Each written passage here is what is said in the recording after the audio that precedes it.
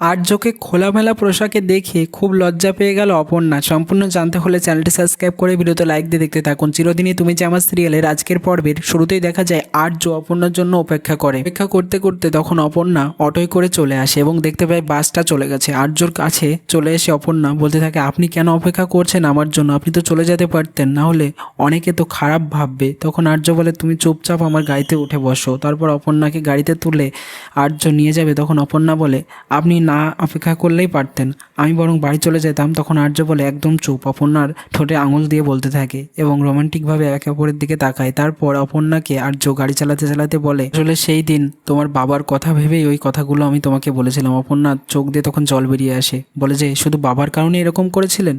তারপর রিসোর্টে চলে আসে আর্য অপর্ণা। এটা দেখে সবাই অবাক হয়ে যায় যে অপর্ণার জন্যই হয়তো আর্য স্পেশালভাবে দাঁড়িয়েছিল। আর্যর রুমে ঢুকে আসে অপর্ণা। তখন বাইরে থেকে আর্যর রুমে ধাক্কা মারে। তখন আর্য বলে, ইয়াস কামিং, টেবিলের উপরে রেখে দিন। তখন অপর্ণা দেখতে পায় আর্য খালি গায়ে দাঁড়িয়ে রয়েছে।